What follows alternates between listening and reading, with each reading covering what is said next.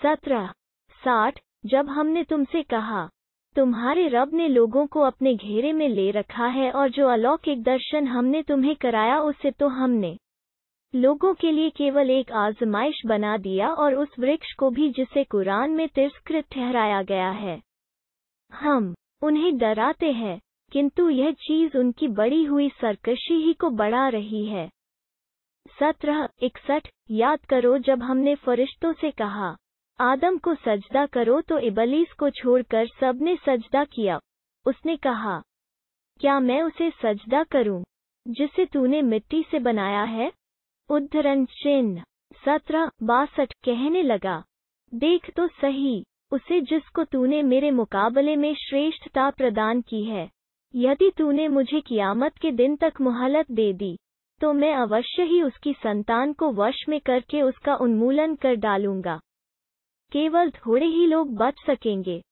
17:63 कहा, जा, उनमें से जो भी तेरा अनुसरण करेगा तो तुझ सहित ऐसे सभी लोगों का भरपूर बदला जहन्नम है। 17:64 उनमें सो जिस किसी पर तेरा बस चले उसके कदम अपनी आवाज से उखाड़ दे और उन पर अपने सवार और अपने प्यादे, पैदल सेना, चढ़ाला और माल और संतान में भी उनके साथ साझा लगा और उनसे वादे कर, किंतु शैतान उनसे जो वादे करता है वो एक धोखे के सिवा और कुछ भी नहीं होता। 17:65 निश्चय ही जो मेरे सच्चे बंदे हैं उन पर तेरा कुछ भी जोर नहीं चल सकता। तुम्हारा रब इसके लिए काफी है कि अपना मामला उसी को सौंप दिया जाए। 17:66 तुम्हारा रब तो वो है जो तुम्हारे लिए समुद्र में नौक चलाता है ताकि तुम उसका अनुग्रह, आजीविका तलाश करो। वो तुम्हारे हाल पर अत्यंत दयावान है। 17:67 जब समुद्र में तुम पर कोई आपदा आती है तो उसके सिवा वे सब जिन्हें तुम पुकारते हो गुम होकर रह जाते हैं, किंतु फिर जब वो तुम्हें बचाकर थल पर पहुंचा देता है तो तुम उससे मुंह मोड़ जाते हो।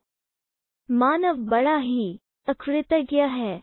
17:68 क्या तुम इससे निश्चिंत हो कि वो कभी थल की ओर ले जाकर तुम्हें धंसा दे या तुम पर पथराव करने वाली आंधी भेज दे, फिर अपना कोई कार्य साधक न पाओ?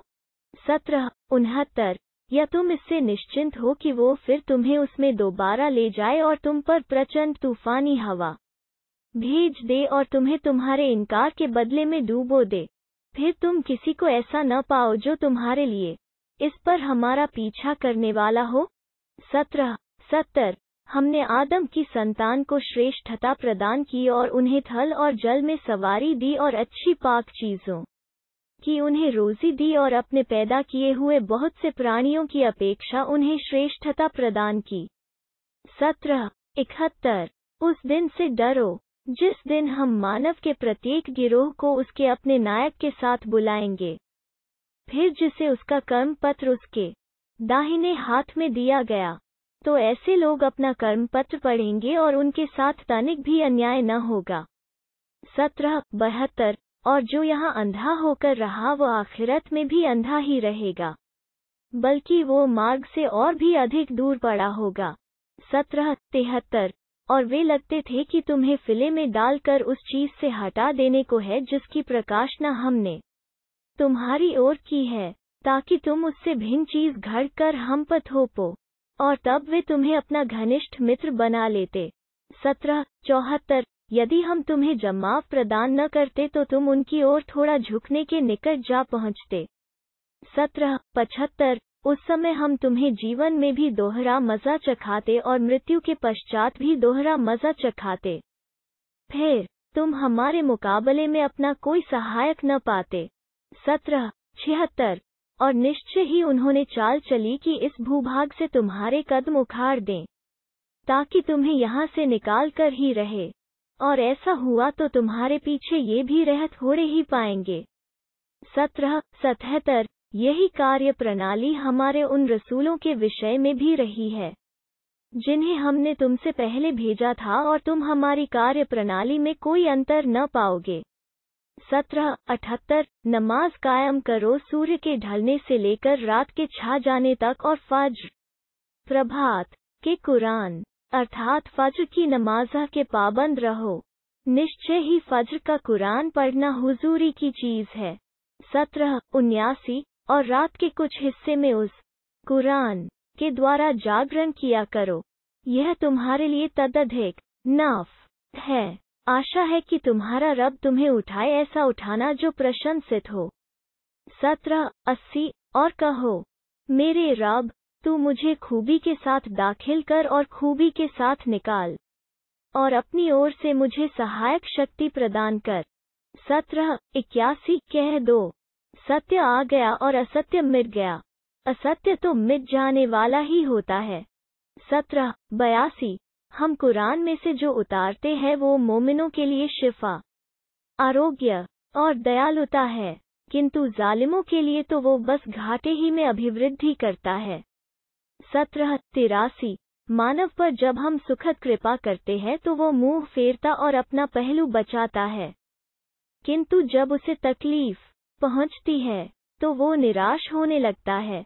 1784 कह दो, हर एक अपने ढब पर काम कर रहा है, तो अब तुम्हारा रब ही भली भांति जानता है कि कौन अधिक सीधे मार्ग पर है।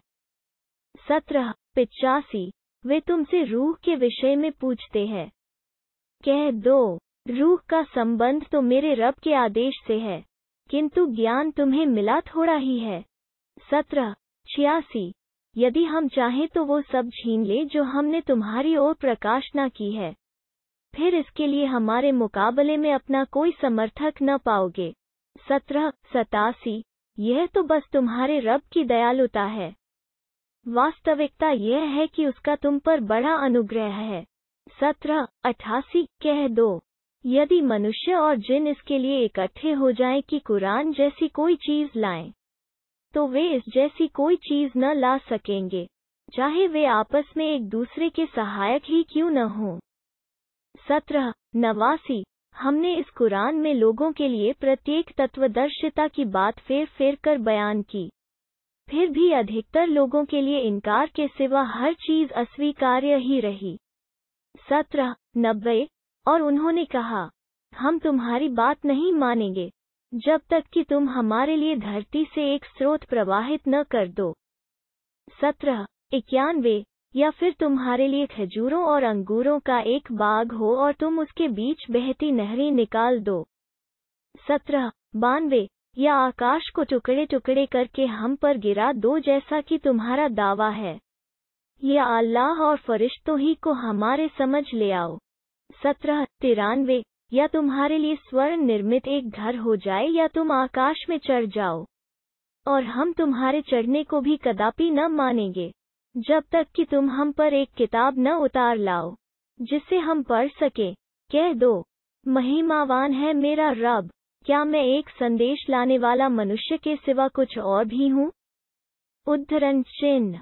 1794 लोगों को जबकि उनके पास मार्गदर्शन आया तो उनको ईमान लाने से केवल यही चीज रुकावट बनी कि वे कहने लगे, क्या अल्लाह ने एक मनुष्य को रसूल बनाकर भेज दिया? उद्धरण चिन्ह। 1795 कह दो, यदि धरती में फरिश्ते आबाद होकर चलते फिरते होते तो हम उनके लिए अवश्य आकाश से किसी फरिश्ते ही को रसूल बनाकर भेजते। 1796 कह दो, मेरे और तुम्हारे बीच अल्लाह ही एक गवाह काफी है, निश्चय ही वो अपने बंदों की पूरी खबर रखने वाला, देखने वाला है। 1797 जिसे अल्लाह ही मार्ग दिखाए वही मार्ग पाने वाला है, और वो जिसे पथभ्रष्ट होने दे तो ऐसे लोगों के लिए उससे इत्र तुम सहायक न पाओगे। क़यामत के दिन हम उन्हें औंधे मुंह इस दशा में इकट्ठा करेंगे कि वे अंधे गूंगे और बहरे होंगे। उनका ठिकाना जहन्नम है। जब भी उसकी आग धीमी पड़ने लगेगी तो हम उसे उनके लिए भड़का देंगे। 1798 यही उनका बदला है, इसलिए कि उन्होंने हमारी आयतों का इनकार किया और कहा, क्या जब हम केवल हड्डियां और चूर्ण विचूर्ण होकर रह जाएंगे तो क्या हमें नए सिरे से पैदा करके उठा खड़ा किया जाएगा? उद्धरण चिन्ह। 1799 क्या उन्हें यह न सूझा कि जिस अल्लाह ने आकाशों और धरती को पैदा किया है उसे उन जैसों को भी पैदा करने की सामर्थ्य प्राप्त है? उसने तो उनके लिए एक समय निर्धारित कर रखा है, जिसमें कोई संदेह नहीं है। फिर भी जालिमों के लिए इनकार के सिवा हर चीज अस्वीकार्य ही रही। 1700 कहो, यदि कहीं मेरे रब की दयालुता के खजाने तुम्हारे अधिकार में होते हो, खर्च हो जाने के भय से तुम रोके ही रखते। वास्तव में इंसान तो दिल का बड़ा ही तंग है। 101 हमने मूसा को 9 खुली निशानियां प्रदान की थी। अब इज़राइल की संतान से पूछ लो कि जब वो उनके पास आया और फिरौन ने उससे कहा, ए मूसा, मैं तो तुम्हें बड़ा जादूगर समझता हूँ। 102 उसने कहा, तू भली भांति जानता है कि आकाशों और धरती के रब के सिवा किसी और ने इन निशानियों को स्पष्ट प्रमाण बनाकर नहीं उतारा है। और ए फिरौन, मैं तो समझता हूँ कि तू विनष्ट होने को है। 103 अंततः उसने चाहा कि उनको उस भूभाग से उखाड़ फेंके, किंतु हमने उसे और जो उसके साथ थे सभी को डूबो दिया। 104 और हमने उसके बाद इज़राइल की संतान से कहा, तुम इस भूभाग में बसो, फिर जब आखिरत का वादा पूरा होगा तो हम तुम सबको इकट्ठा ला उपस्थित करेंगे। 105 सत्य के साथ हमने उसे अवतरित किया और सत्य के साथ वो अवतरित भी हुआ, और तुम्हें तो हमने केवल शुभ सूचना देने वाला और सावधान करने वाला बनाकर भेजा है। 106 और कुरान को हमने थोड़ा थोड़ा करके इसलिए अवतरित किया ताकि तुम ठहर ठहर कर उसे लोगों को सुनाओ, और हमने उसे उत्तम रीति से क्रमशः उतारा है।